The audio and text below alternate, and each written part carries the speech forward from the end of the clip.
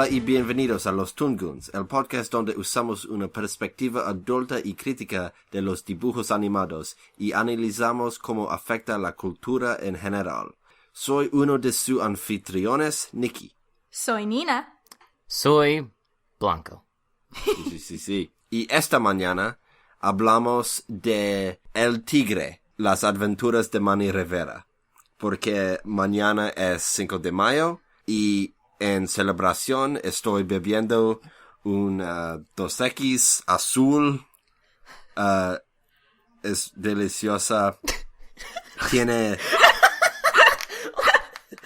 No, escúchame. Tiene néctar agave. Es 5.2 y es como un millonario que no tiene dinero. Porque es más dulce de miel. I mean, this is a podcast, so I can't subtitle it. You think there are people who are like, somebody recommended this to me, but it's in Spanish. I'm not gonna listen to it. Yeah, and so just kept going, and I was it's Cinco de Mayo tomorrow. Beer? We're talking about beer now. All right. I want to be sponsored by Dos Equis, I guess, because I want free Dos Equis. Oh yeah, that's who will sponsor our show about mostly children's programming. Beer. Oh yeah, that's illegal. Anyway, tomorrow's Cinco de Mayo, so we're doing El Tigre: The Adventures of Manny Rivera, a show that I've never watched before. It's in sort of that quote, like very quote unquote dark ages of like late 2000s where like me and people my age fell off, so everybody acts like it was all crap then, but it's not. This show's testament to that. It's good stuff. It's great. It was a lot of fun watching. I haven't watched a show like this in a long time, and we'll get into that once we get to the show. Yeah. We got a lot of news first. Okay, yeah. So first up, something really weird that I just happened to come across today, and that is that Bento Box Entertainment, which is responsible for Bob's Burgers among other things, is developing and producing a new primetime animated comedy series about the Blues Brothers. What? Yes. Dan Aykroyd is going to be co-creator. It says he's joined in these roles by Judy Belushi, widow of Aykroyd's musical cohort and co-star, John Belushi, of course, because he's no longer around. But, like, this is random and crazy. I mean, not really. He probably thought that, like, hey, one of my successful 80s franchises that I wanted to franchise back when it was popular is taken off now. Maybe it'll happen twice. Maybe. It says the animated series will chronicle the chaotic comedic musical adventures of Jake and Elwood Blues and their bandmates as they take the stage at home in Chicago and on the road. Each episode will have a score and soundtrack full of soul, blues, and R&B hits recorded by the Blues Brothers, as well as new performances just for the show. I mean, the series Sorry, will... go on. The series will also include special cartoon guest appearances from up-and-coming artists, blues legends, and current-day music stars. I mean, I always, like, the Blues Brothers was one of my favorite movies as a kid. It's just one of those 80s movies where it's like, it has one idea, and it does it super well, and it's a really funny movie. It's quotable, it's memorable. The music's fun and good. Their acting's good. Oh, it's so good. And, like... I'm pretty sure they tried to have, like, a Saturday morning cartoon in, like, the late 80s or early 90s at some point. They did. Dumb and Dumber did, I think. Yeah, it says that there was a cartoon project in 97 that was canceled. Yeah. It was greenlit and scrapped, yeah, for UPN, so who knows. I think Bill and Ted had one. Yeah, it says... Aykroyd says, "It's so great to accelerate Jake and Elwood at digital speed into the 21st century via the outstanding creative group at Bento Box. The show will be the Blues Brothers living in America and utilizing all new technology to make and promote their own records, seek out and record new artists, and avoid law enforcement." Where else would they live? All while fighting for truth, justice, and a better breakfast sandwich. Okay. I'll give this a shot. Like Tooch, Blues Brothers is one of my favorite movies ever. Me too. I think this could work. I mean, if Bento Box is behind Bob's Burgers, then they make good cartoons, and they also make good cartoons with a strong musical element to them. Here's the thing about Dan Aykroyd. Dan Aykroyd is very much a George Lucas-esque type figure. A lot of people don't know that, like, he, like, the Ghostbusters was, like, his idea, and then he wanted to have, like, 50 other kind of things happen in those two movies that, like, everyone was like, Dan, we can't do that. Same thing with the Blues Brothers. He wanted the Ghostbusters to, like, go to hell in the underworld dimension and whatnot, and he wanted the Blues Brothers police car to be some James Bond type thing with gadgets that was super powered due to the, like, some kind of power cables under Jake's building. And it was really fucking stupid. There was one thing where he got to do that in Blues Brothers 2000 when the car, like, was able to go underwater for no reason. They just rolled up the windows and it was fine. That movie's bad. Don't make it like that one. Hopefully, since he probably he probably thinks that cartoons are voodoo, so he'll probably stay away from immediate production of that. And hopefully Bento Box will get, like, some good people who also like and love the movie to make a fun musical time. Because I think it could work. Oh, it could absolutely work. Series. Yeah. And it would be sort of a throwback to the old days when, like, bands used to have cartoons. Yeah. Yeah, if they approach it with that awareness, they could have something really profound on their hands.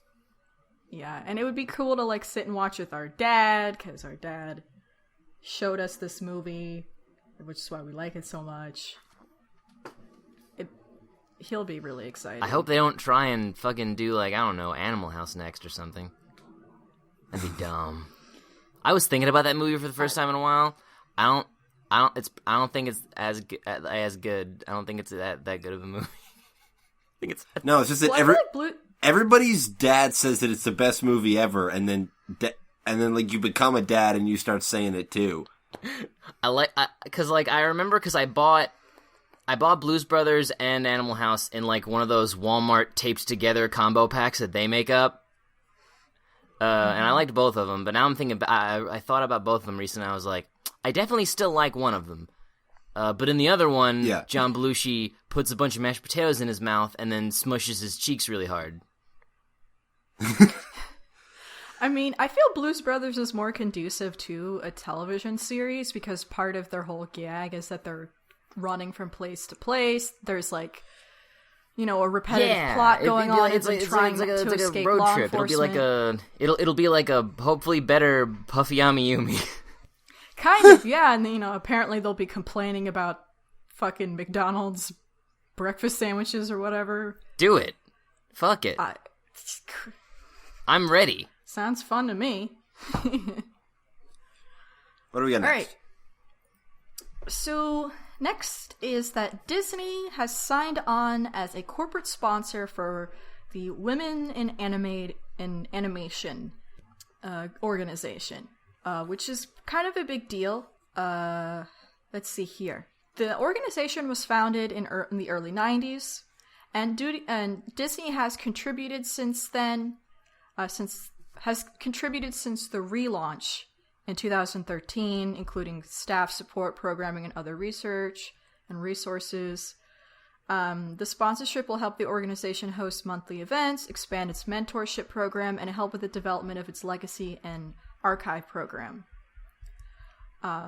As well as continue to raise awareness about its 50/50 by 2025 initiative, which aims to see half of all creative jobs in animation held by women within the next decade.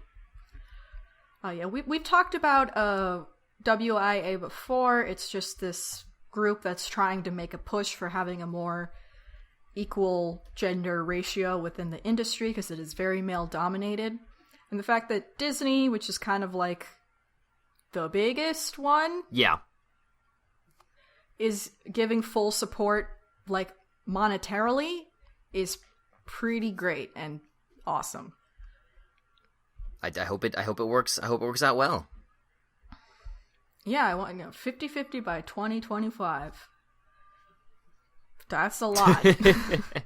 That's a lot of progress that needs to be made to do that. Fucking do it. I mean, that's a ton of jobs. Yeah. There's a ton of job creation, ideally.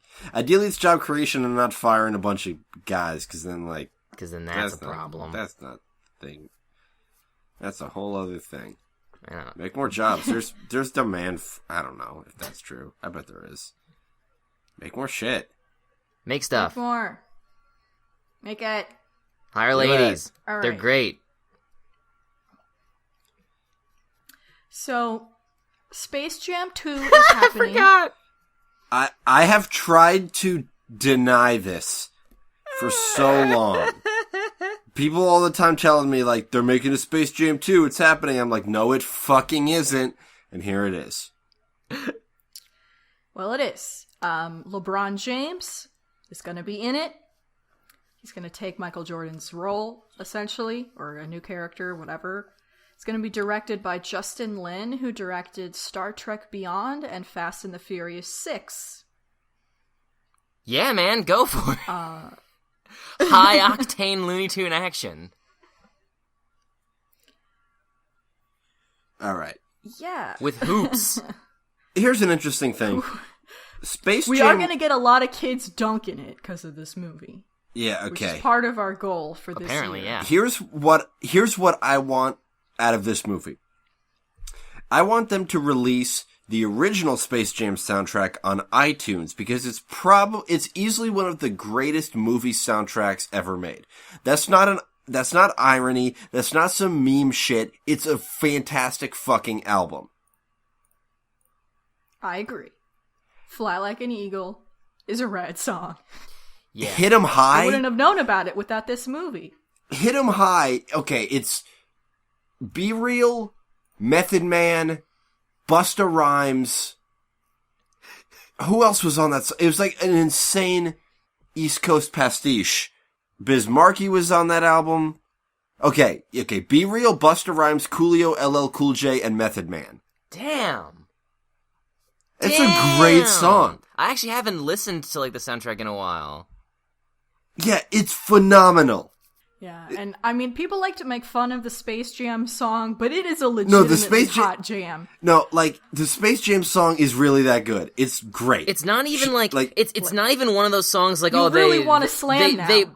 They put it on the album, but it's also on this person. Like, no, the official song, it's only on the Space Jam soundtrack. It was made for this film, and it's called Hit 'em High, in parentheses, the Monstars Anthem. They can't separate it no matter how hard you try from this film. I love it. There's so much good shit on here. Basketball Jones? Yeah, man. So yeah, that's what this movie has to do, is... Okay.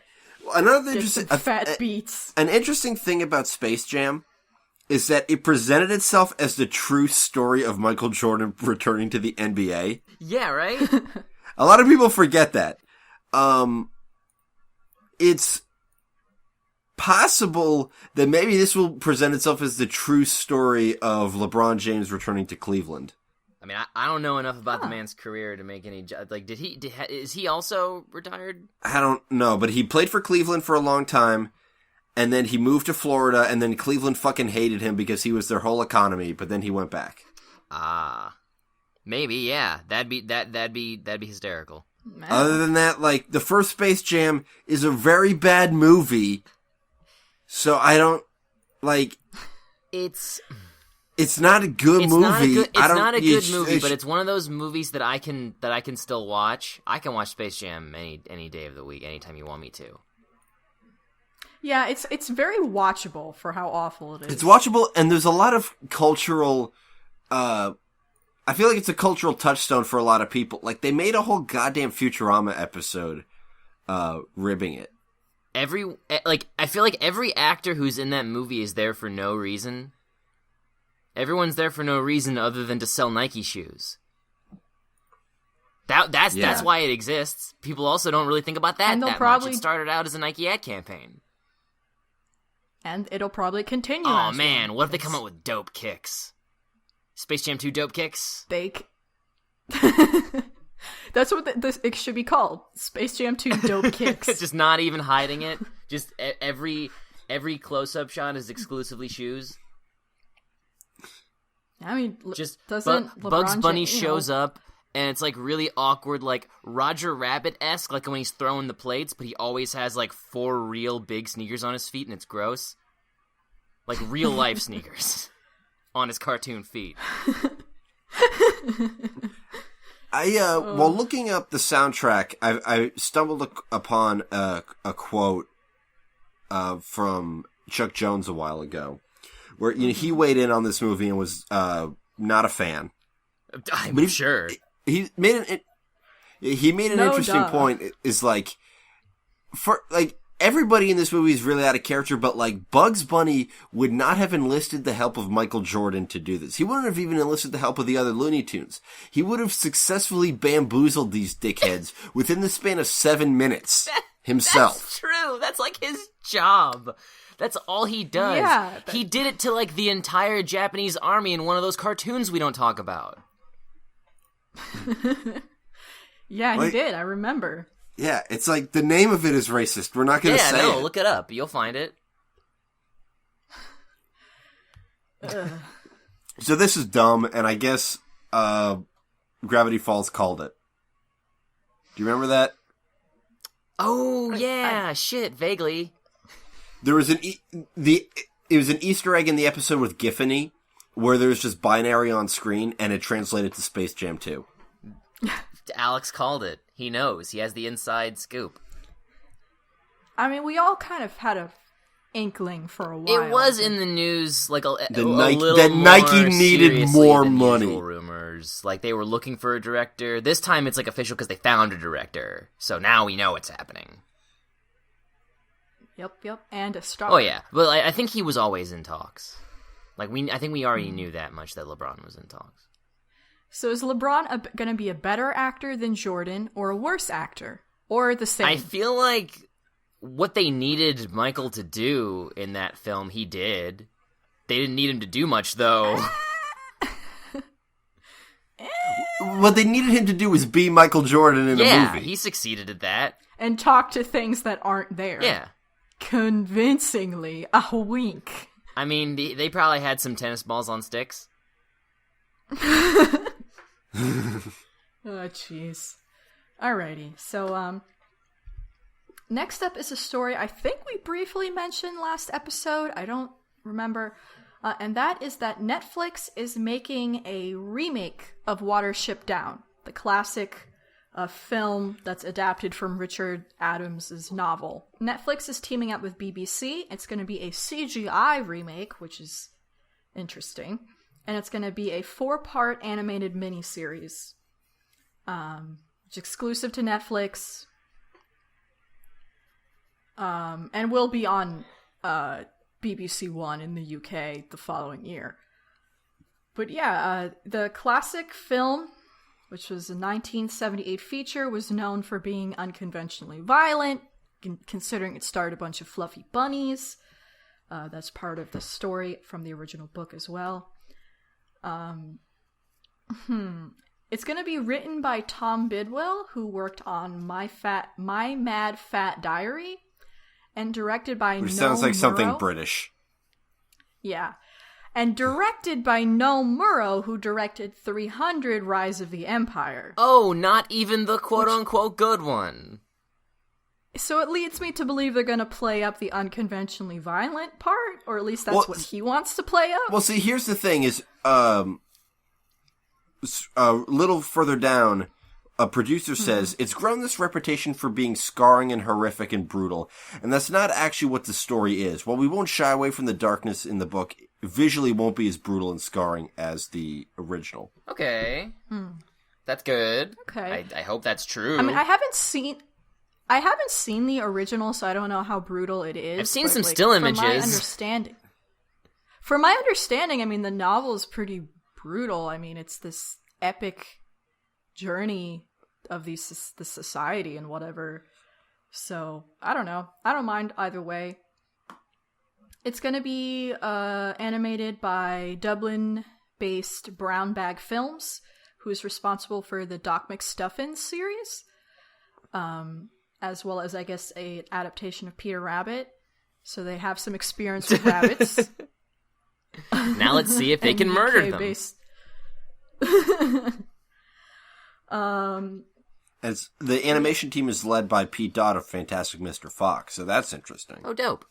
Yeah, very cool.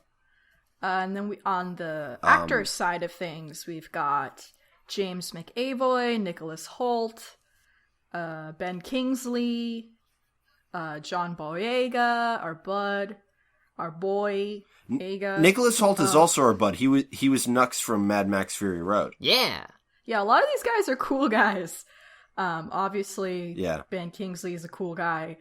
Gemma Atherton, Miles Jupp, Freddie Fox, Olivia Colman, and Anne Marie Duff. Probably further down, those are just people who are just known in England, but that's fine. Yeah, it doesn't give a date, though. It's 2018. It said next year, 2017. 2017. Or 2018? No, I just guessed. It said the 4-hour CG animated series will premiere on BBC One in the UK next year. Oh. Okay. Well, then that's when that's happening. Yes. All right. So yeah, we should watch the original in preparation and maybe do a joint episode about the two things when it comes out. Yeah, I may have seen it, but if I did, it was like in school on like the VCR that they wheel out, and so it probably wasn't the whole damn thing. Because you never watch an entire movie in school. Can't. And if this movie's as violent as everybody says it is, I doubt they would have let you watch the whole thing. I mean, sometimes they don't know. And then they just don't even pay attention. Yeah, I mean, it's got rabbits in it. It's got cartoon. You see, like, happy bunnies. I think, like, for Easter this year, I read that, like, some network somewhere got in trouble for airing it. And, like, they didn't even think that would, like, not be cool to do on Easter. Oh, wow, I am looking at some screenshots. Yeah, it doesn't look fun. No, I mean, the story is not a fun story. It's a rough, brutal ride, thematically, as well. Though the lore is pretty interesting for these rabbit people in, like, the book. I don't know if the movie goes into, like, their version of God and stuff. Probably they have not. This whole society. Yeah. I don't know. All right, so. Anyway. Next, this is something that's, happened about, like, the day after we recorded our last episode, but it's been a pretty big deal, and that is that Comcast has basically purchased DreamWorks Animation, and Katzenberg has, like, left the building with all of his money. I made sure to read up on this, and I fell down a rabbit hole, no pun intended. Because basically, there's a lot of different shit happening, because Comcast is like a multimedia clusterfuck of a company.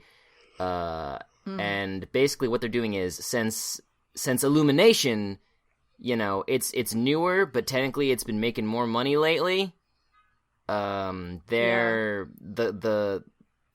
Chris Melandandri, who runs Illumination, is also going to be running DreamWorks Animation. I'm not sure if they're combining or if they're just going to be two separate entities that Comcast and NBC Universal own. But basically they want to try and turn DreamWorks around, because we've reported before that, like, DreamWorks falls on hard times routinely.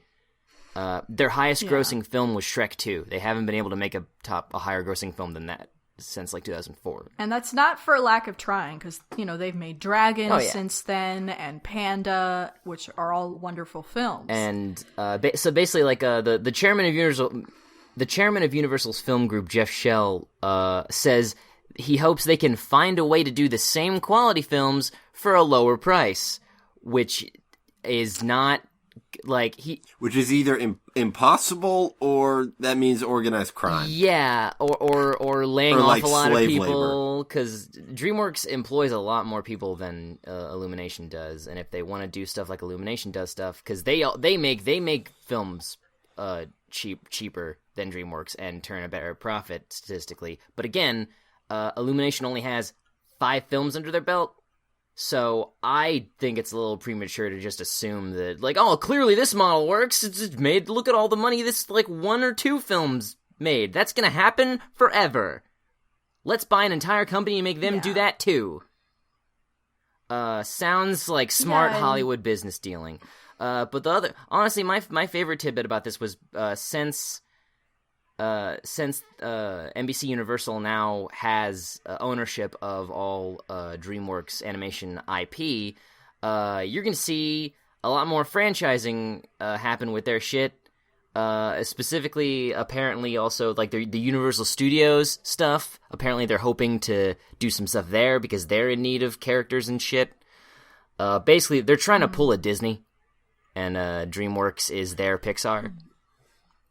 And like, I think they've admitted. I'll ride a How to Train Your Dragon themed roller coaster. I'll ride it twice. Right? Yeah, because they said that the specifically Shrek, Madagascar, Kung Fu Panda, and How to Train Your Dragon are quote franchises that aren't over yet. But they don't know. They don't give any indication of what that means. They probably don't even know. Okay. Yeah, but it's looking like they're. I mean, I can't imagine how they're going to maintain. Because I'm looking at a chart here, and Illumination currently employs 860 people in their main studio in Santa Monica, and DreamWorks employs 2,300 people. Not for long, probably. Probably not for long. Yeah. Because even their highest grossing film isn't as high as Illumination's highest grossing Which was film. Minions. Which was Minions, which was, over $1 billion. Over $1 billion for those yellow fucks. You see, what I dislike about Minions the most, and like, I'm sure it was a watchable movie and kids like it and whatever. I'm 25. That movie's not for me. What I dislike about it is that the advertising was terrible, and the fact that it made that much money is going to reinforce that. Yep. Mm-hmm. Now I've seen some ding-dongs joking around that like, oh, does this mean we're going to get a Shrek Minions crossover? Shut up. And maybe. Nobody gives a shit about Shrek. Shrek is some irrelevant bullshit unless you're a meme lord on the internet. That's true. I mean, the original movie was good. The first two movies were good, but then they made 3 terrible ones, or however many terrible ones, and the franchise doesn't have any life in it left, because also the themes of the first 2 movies are irrelevant now. Yeah. That kind of satire isn't going to fly anymore. It's really become what it set out to mock. It absolutely did. The now later movie... Katzenberg got a giant, $3.8 billion? Like, that's a lot of money. And like, and the funny thing is, like, Comcast paid premium. Like, they paid as much as they possibly could because that's how much money Katzenberg needed to step down as CEO. Otherwise, he wasn't gonna unless they gave him like way more money. So they patently don't want Katzenberg in like a large position in this deal anymore. So whatever Katzenberg was doing, they're like, nah, get him out of there. Yeah. How much of that $3.8 billion? Oh, I don't know, but all it says is that they paid a higher price. I guess like when the deals were being made, like they set a price to agree upon him stepping down as CEO, and he is now chairman of DreamWorks New Media, which is basically TV and web stuff that he's focusing on now, for preteens and junk. All right. And he's also still involved with the technological side of DreamWorks, like the 3D digital animation stuff. The tech company, I believe, is called Nova. That was neat. Never thought about that aspect of animation. I'll have to look into that more. Yeah. I mean, that's what Pixar started out as. They were just developing a tech program, and then they're like, "We can't get anybody to buy this, so let's just use it ourselves." That's the news. A lot of stuff.